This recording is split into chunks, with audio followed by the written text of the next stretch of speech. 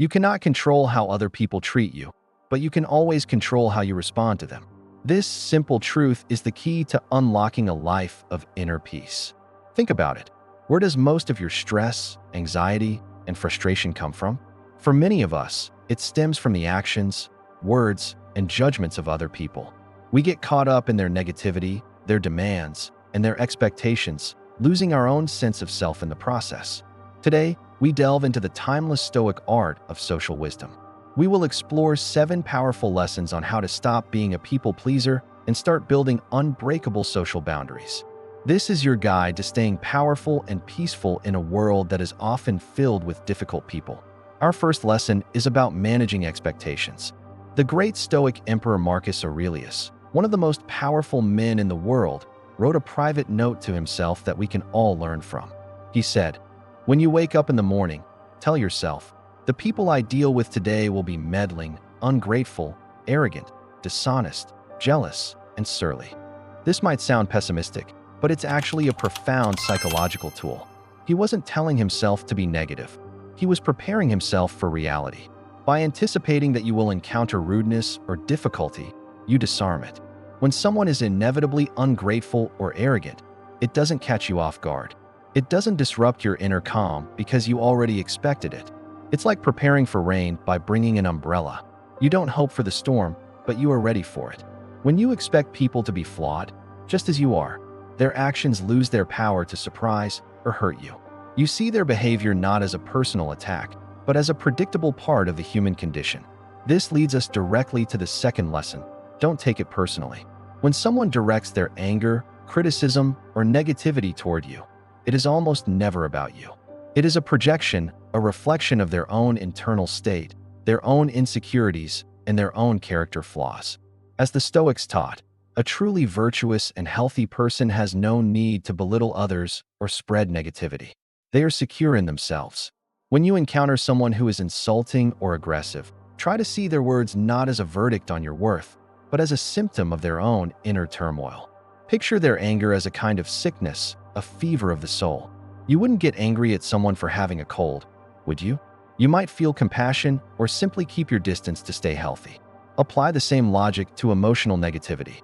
Their insult is a reflection of their character, not a measure of yours.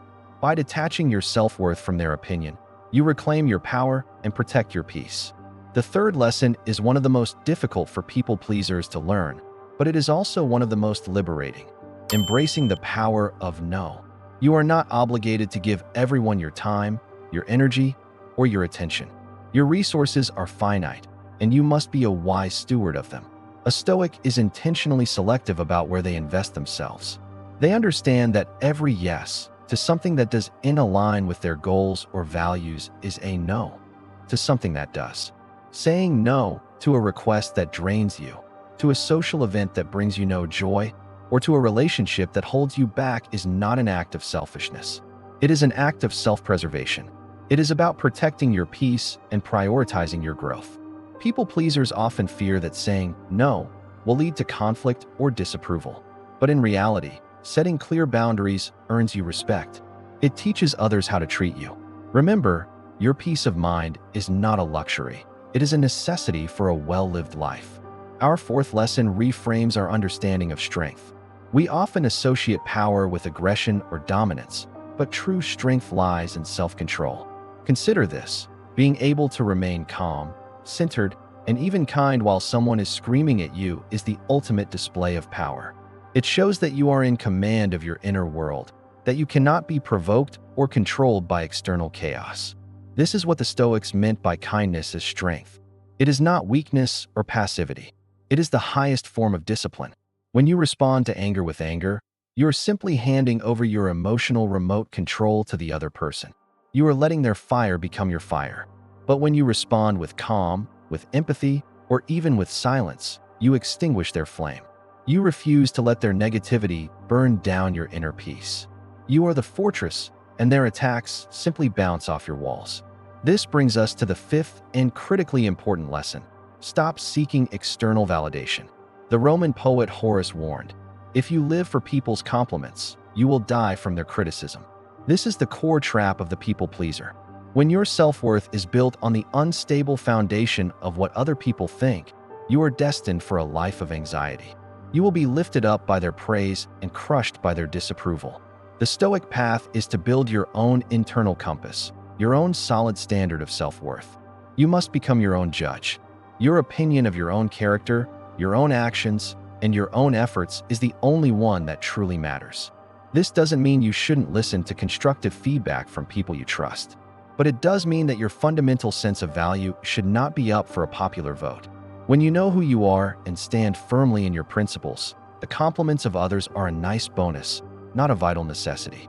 And their criticism? It's just noise. The sixth lesson is about the freedom that comes from forgiveness.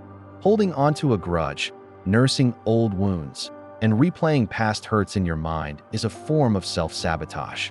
The saying goes, holding a grudge is like drinking poison and waiting for the other person to die. The only person you are harming is yourself. You are allowing someone from your past to continue to occupy space in your head and disrupt your present peace. Forgiveness, in the Stoic sense, is not about condoning the other person's actions or saying what they did was okay. It is not even for them. Forgiveness is for you. It is the act of releasing yourself from the burden of anger and resentment. It is a declaration that you will no longer allow the past to control your future. Forgive them, not because they deserve it, but because you deserve to be free. You deserve peace. Finally, our seventh lesson is to choose your inner circle wisely. The philosopher Jim Rohn famously said, "You are the average of the 5 people you spend the most time with." This is a profound truth. The people we surround ourselves with have an enormous influence on our mindset, our habits, and our aspirations. If you surround yourself with negative, cynical, and draining people, their energy will inevitably seep into your life. You will find yourself becoming more like them. On the other hand, if you surround yourself with individuals who are ambitious, supportive, and who challenge you to be a better version of yourself, you will rise to their level. Be ruthless in curating your social environment.